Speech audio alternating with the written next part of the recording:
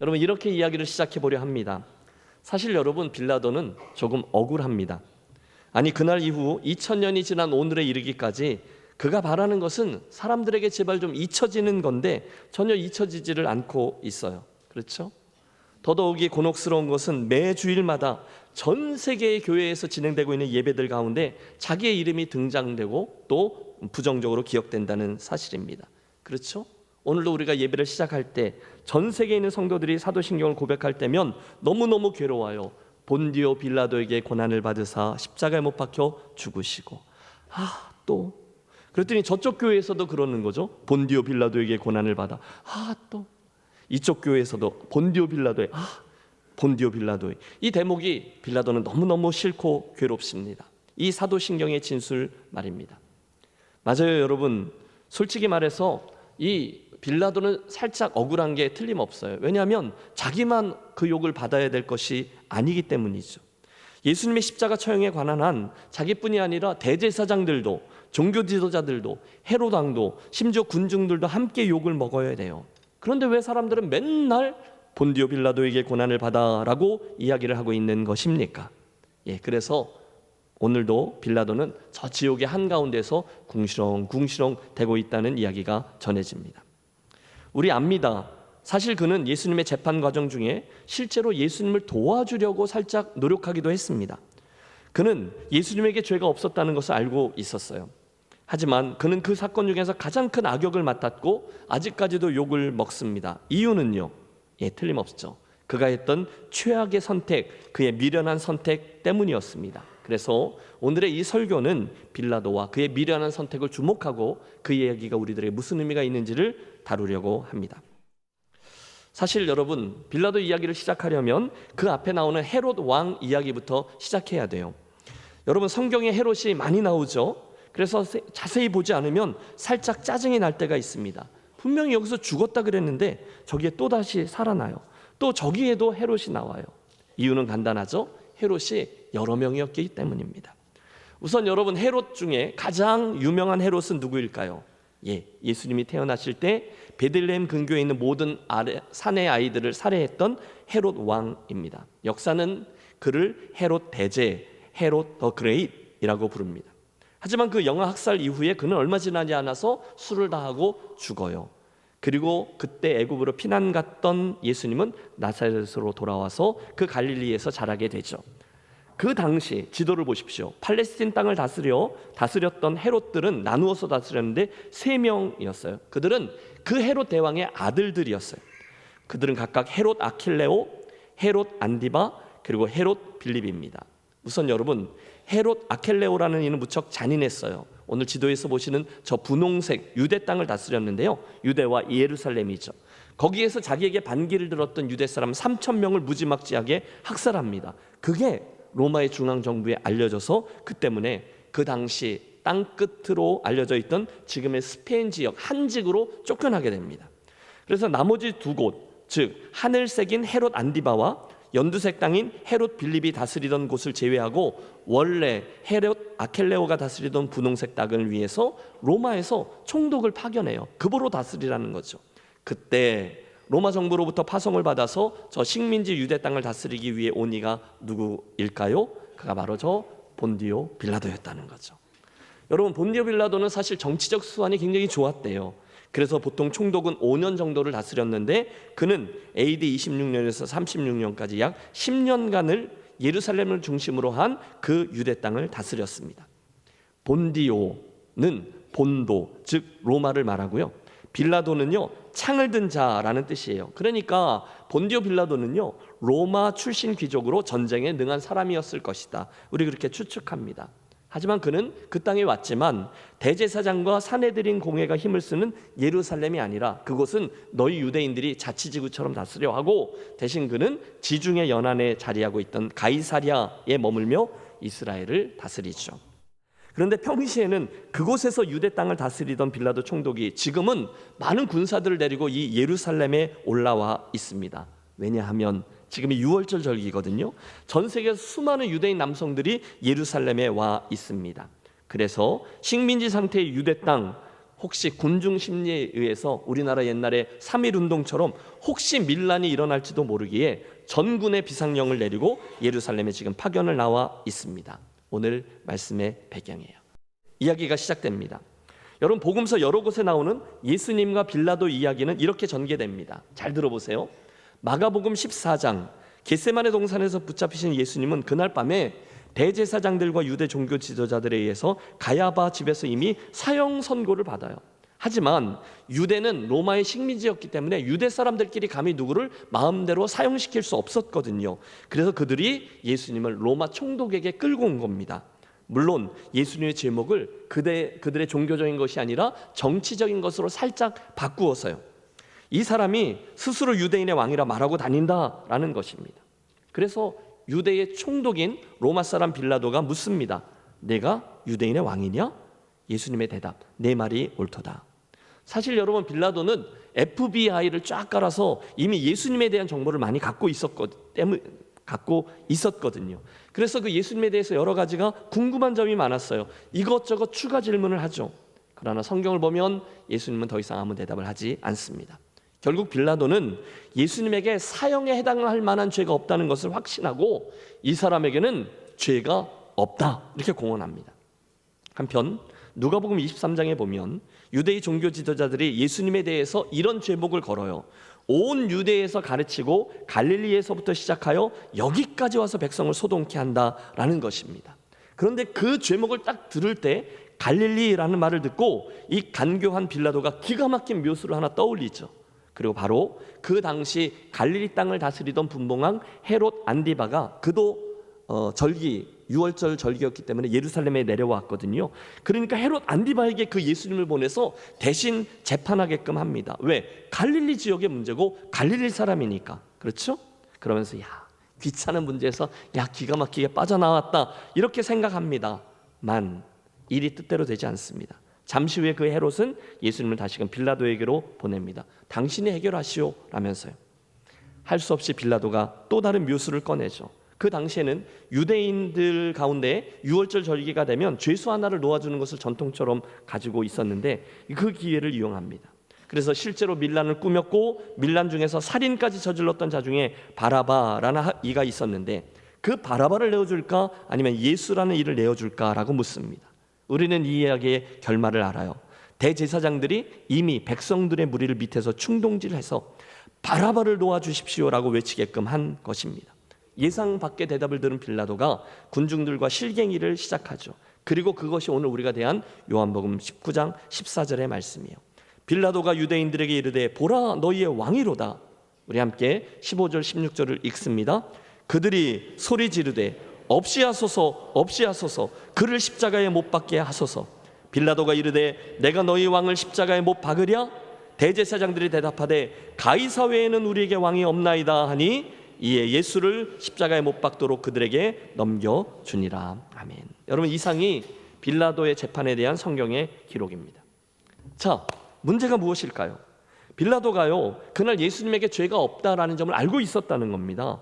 하지만 그는 결국 유대인들이 원했던 대로 예수님을 내어주어요. 이유는요, 아까 말씀드린 것처럼 겁이 났기 때문이죠. 혹시 이 유대인 무리들이 움찔움찔하다가 또다시 무리를 지어서 데모하고 밀란이라도 일으키기라도 하면 자기의 정치적인 생명이 끝인 걸 알고 있었어요.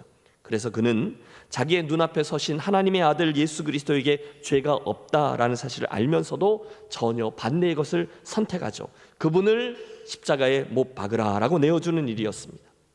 사랑하는 성도 여러분, 바로 그것이 어리석다는 거예요. 바로 그것이 미련하다는 거예요. 사실 여러분, 그에게는요 일생일대의 기회가 온 거예요. 진리이신 예수님, 아니 온 우주의 창조자이신 진리이신 그 하나님이신 예수님을 직접 대면하여 이야기하는 기회를 얻은 것이거든요. 여러분, 요한복음 18장에 보면 그때 이야기가 나옵니다. 빌라도가 이르되 그러면 내가 왕이 아니냐? 예수께서 대답하시되 내 말과 같이 내가 왕이니라. 내가 이를 위하여 태어났으며 이를 위하여 세상에 왔나니 곧 진리에 대해 증언하려 함이로다. 무릇 진리에 속한 자는 내 음성을 듣느니라 하신대. 여러분 보세요. 그는 분명 진리이신 예수님을 눈앞에 목도했습니다. 길이요 진리요 생명이신 그분과 대화했습니다. 하지만 결국 진리이신 그분을 거절했어요. 말씀드렸듯이 그에게 당장 급한 것은 진리가 아니라 자리였기 때문이죠. 총독 자리를 보존해야만 했어요. 그러려면 밀란이 일어나면 안 돼요. 그래서 그 순간 다수 이 대중들이 요구하던 것을 따릅니다. 의가 아니라 이를 선택한 거예요. 진리가 아니라 세상의 가치와 시대조류를 선택했어요. 하나님의 시선이 아니라 사람들의 시선을 선택했습니다. 이것이 의미하는 바는 분명하죠. 그의 관심이 그거라는 거예요. 그는 사람들을 만족시켜야 됐어요. 자신의 정치적인 출세와 성공을 이루어야 했어요. 그리고 이 모든 것들을 이유로 해서 그는 그 순간 인류 역사상 가장 미련한 선택을 합니다. 그것이 바로 우리가 주님께서 본디오 빌라도에게 고난을 받으셨다라고 매주마다 사도신경을 가지고 고백하는 이유가 됩니다. 마태복음 27장에 굉장히 상징적인 저의 행위가 나오죠. 사람들이 자기 말을 안 듣고 점점 흥분하는 것을 본 빌라도가 어떻게 합니까? 할 수 없어요. 대야에 물을 떠와라 라고 합니다. 잠시 후 거기다 손을 씻으며 나 손 씻었다. 그러므로 나는 이 일과 상관없다. 이 일은 너희들이 책임져라. 이렇게 말합니다. 순간 여러분 주목하세요. 너무너무 황당한 유대인들의 반응이 나옵니다. 총독 빌라도가 자기의 무죄를 주장하자 그들은 얼른 예수님을 십자가에 못 박을 그런 심산으로 무시무시한 말을 하나 내뱉어요. 뭐죠? 그 피를 우리와 우리 자손에게 돌릴지어다. 여러분, 저는 여기서 이 빌라도의 미련한 선택에 필적하는 유대인들의 미련한 선택을 또 하나 봐요. 아니, 지금 그들은 그게 어떤 말인지 무슨 의미인지 알고 부르짖지도 못했을 겁니다. 어쩌면 자신들의 확신을 표현하는 관용구였을지도 모르겠어요. 그만큼 그들은 예수님이 죽어 마땅하다 생각했던 거예요. 하지만 여러분, 그 순간 그 이야기를 누가 들으셨죠? 하나님이 들으셨습니다. AD 70년경 유대인들은 자신들이 했던 말이 그들의 역사 속에 그대로 현실이 되는 끔찍한 경험을 해요. 로마의 디도 장군이 예루살렘을 침공했습니다. 그리고 그 당시 그 명절에 모였던 110만 명의 유대인들이 학살을 당하고요. 그날 이후 모든 유대인들이 전 세계로 흩어집니다. 유럽으로, 또 남쪽으로, 아프리카 쪽으로, 또 러시아 쪽으로 전 세계로 흩어져 유랑 생활을 시작합니다. 2000년 동안. 그리고 역사가 증언하듯이 그 어떤 나라도 그들에게 호의적이지 않습니다. 예수를 죽인 민족, 그 유대인들. 2차 세계대전 당시 독일인들에 의해 벌어진 600만 명의 유대인 학살을 포함해서 끔찍한 일들을 2000년 내내 그들에게 당하게 되었어요. 그렇게 시간이 흘러 지난 세기에 어찌어찌해서 그들이 다시금 유대 땅으로 돌아와 나라를 세웠지만 여러분, 매일 아침 뉴스에 그 땅 이야기가 나오잖아요. 지금도 수없이 많은 전쟁으로 고분분투하고 있습니다.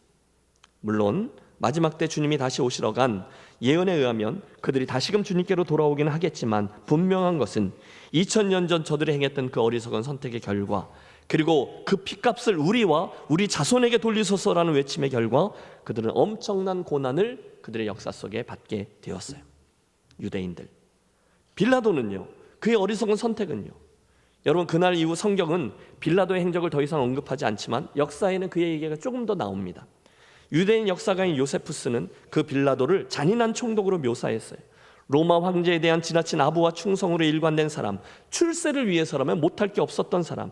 이후 그는 예루살렘에 왔던 사마리아 사람들을 학살하는 사건에 연루되어 결국 로마로부터 소환 통보를 받습니다. 그리고 그 순간 자기의 정치적인 생명이 끝났다라는 것을 판단한 빌라도가 스스로 자결함으로 그 생을 마감해요. 황제가 그에게 자결해 권했다는 설도 있고요. 여하간 무엇이 동기가 되던 그의 최후는 자살이었습니다. 진리를 외면하고 결백하셨던 예수님마저 십자가에 내어준 빌라도 너무도 허무하고 비참하게 그의 생을 마친 것입니다. 여러분, 오늘 설교의 제목이 무엇이었죠? 빌라도, 이것이 미련한 선택이다 입니다. 사실 성경에는요, 이렇듯 미련한 선택을 하는 이들이 여러 등장해요. 에서와 야곱이 실갱이 중에 에서가 하나님의 축복과 언약을 상징하는 장자권을 내버리고 팥죽을 선택했던 일이 떠오르네요. 여러분, 솔로몬을 비롯한 여러 열왕들이 거짓 신들과 우상들을 선택하고 그 앞에 가서 그 우상들에게 분향하던 일도 생각나고요.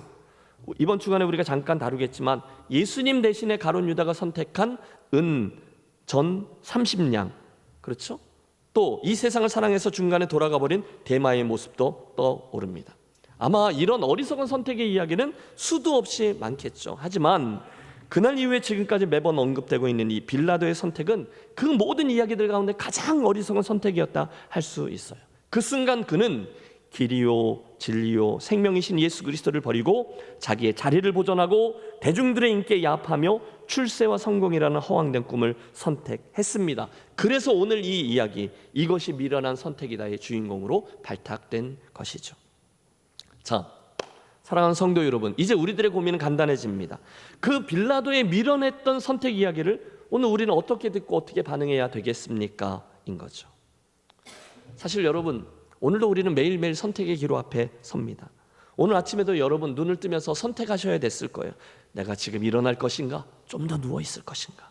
선택해야 돼요. 오늘 내가 교회를 갈 것인가? 한 주 넘길 것인가? 선택하셔야 돼요. 이 옷을 입고 갈 것인가? 저 옷을 입고 갈 것인가? 아침은 무엇으로 먹을 것인가? 오늘 내가 성경을 읽을 것인가 말 것인가? 직장은 어떤 곳으로 선택할 것인가? 지금 하나님의 이 말씀의 도전 앞에 내가 이 말씀을 듣고 순종할 것인가 아닐 것인가? 여러분, 우리는 우리 인생의 마지막 순간까지 수많은 선택들을 해야 해요. 그때 어떻게 하면 우리는 이 빌라도처럼 어리석은 선택을 하지 않고 지혜로운 선택을 할 수 있겠습니까? 저는 오늘 여러분에게 두 가지 권면을 드리려고 합니다. 우선 첫째, 여러분 앞으로 여러분의 인생 여정에 있어서 늘 우선적으로 우리 예수님을 우선적으로 선택하는 지혜로운 성도들이 되시기를 권합니다. 한번 해보시죠. 예수님을 선택합시다. 여러분, 이 간단한 문장에는 수많은 의미들이 담겨 있어요. 먼저는 모든 것을 그분의 눈앞에서 행하고 선택하자는 거예요. 그분이 기뻐하시는 것을 선택하자는 의미예요. 하나님 나라의 가치를 따라서 선택하자는 권면이에요. 그게 다가 아니죠. 이의가 아니라 의를 선택하자는 거예요. 그분을 늘 1등으로 선택하자는 거예요. 아멘 할 때까지 계속 할 거니까 그렇게 하세요. 넓은 문, 넓은 길이 아니라 좁은 문, 좁은 길을 선택하라는 거예요. 여러분, 고린도후서 4장의 말씀을 들으십시오. 우리의 돌아보는 것은 보이는 것이 아니요 보이지 않는 것이니 보이는 것은 잠깐이나 보이지 않는 것은 영원함이니라. 여러분, 사실 이 빌라도의 미련한 선택과 백성들의 이 미련한 선택 옆에 또 하나의 놀라운 선택이 자리하고 있었음을 보십시오. 바로 우리 예수님의 선택이었어요. 중간에 빌라도가요, 우리 예수님이 아무 변명도 하지 않으시자 막 닥달하는 장면이 나오거든요. 왜 대답하지 않는가? 내가 너를 죽일 수도 있고 살릴 수도 있다는 것을 모르는가? 여러분, 말도 되지 아니하는 만왕의 왕 그분께서 어디서 감히 그런 권세를 이야기합니까? 그때 여러분, 예수님이 사실 그곳에서 충분히 다른 선택을 하실 수 있으셨죠. 아니, 그분이 이미 선택하셨어요. 그 순간 예수님이 빈정이 상하셔서 오케이, 여기까지. 그리고 내려온 후 십자의 길이 아니라 평범한 인생의 길, 출세의 길, 사람들이 다 주목하는 길, 적당한 수준에서 좋은 랍비로, 좋은 종교 지도자로, 유대인의 왕으로 남을 수 있는 길을 선택하실 수 있으셨어요. 그러나 그분은 그것을 선택하지 않아요. 인자가 온 것은 섬김을 받으려 함이 아니라 도리어 섬기려 하고 자기 목숨을 많은 사람의 대속물로 주려 함이니라. 아멘. 이삭 와츠의 찬송시를 우리 좋아합니다. 주 달려 죽은 십자가 우리가 생각할 때에 세상에 속한 욕심을 헛된 줄 알고 버리네. 선택을 하는 거예요. 온 세상 만물 가져도 주 은혜 못 다 갚겠네. 그러므로 놀라운 사랑받은 나 몸으로 재물 삼겠네. 사랑하는 김혜재 가족 여러분, 오늘 우리에게 그 결단이 필요하다는 거예요. 그래, 앞으로 나는 얼마 남지도 않은 나의 인생 주님을 선택하고 주님 앞에서 선택하고 주님이 기뻐하시는 것을 선택하리라 결단하는 저와 여러분이 되시기를 축복합니다. 혹시 여러분 안가주망이라는 말 들어보셨어요? 안가주망 해보실까요? 안가주망, 이게 프랑스 말인데요, 원래는 구속이나 제약을 의미했던 말인데 철학자 사르트르가 거기에 실존적인 의미를 부여했어요. 이런 뜻입니다. 인간이 자신의 삶의 의미를 발견하기 위해서는 어떤 것으로부터는 벗어나야 하고 또 어떤 것에는 스스로를 잡아매야 한다. 이해가 되셨습니까? 우리가 제대로 된 인생길을 걸어가려면 반드시 어디로부터는 해방이 돼야 되지만 동시에 어디에다가 나 스스로를 일부러 구속시켜야 된다는 거예요.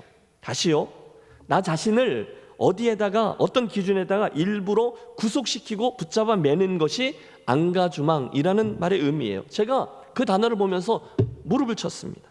그런 거지.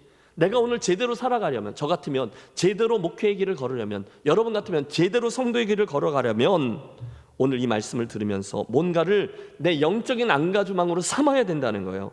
일부러 나를 어디다 묶는 거예요.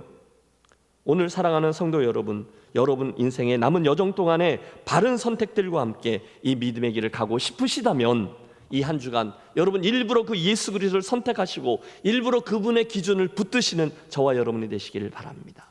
그걸 나에게 영적인 안가주멍으로 앵커라고 하잖아요. 꽉 삼아서 나 스스로를 거기다 맞추는 거예요. 나를 스스로 그 원리에 구속하는 거예요. 인자가 온 것은 섬김을 받으려 함이 아니라 도리어 섬기려 하고 자기 목숨을 많은 사람의 대속물로 주려 함이니라. 말도 되지 않지만 거기에 결단하는 거예요. 나도 그렇게 해야지. 나도 주님 앞에서 그분이 기뻐하시는 것을 선택해야지. 더 영원한 것, 더 영원한 의미가 있는 것을 선택해야지. 내가 일부러 그것을 선택하고 나를 묶는 거예요. 그때에 우리를 도우시는 보혜사 성령께서 저와 여러분을 도우시고, 그래서 우리의 생각이 달라지고 우리의 삶이 달라지고 열매가 가득한 인생이 되게 해주실 줄로 믿습니다.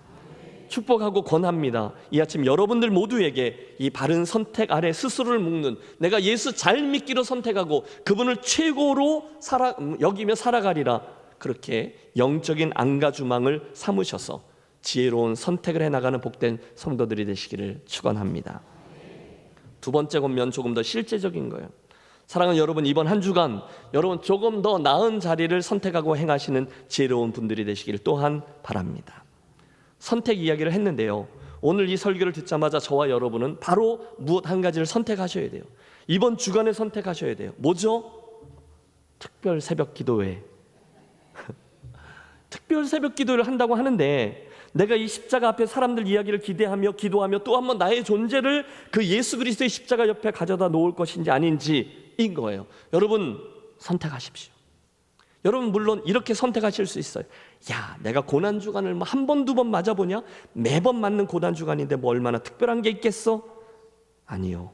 사랑하는 성도 여러분, 목사로서 저는 여러분들이 여러분 안에 선한 의지를 발휘하셔서 스스로를 복종시켜 주님, 저에게 이번 한 주간 십자가 옆으로 성큼 다가가 정말로 의미 있는 믿음의 진작을 이루는 복된 한 주간 되게 해 주시옵소서.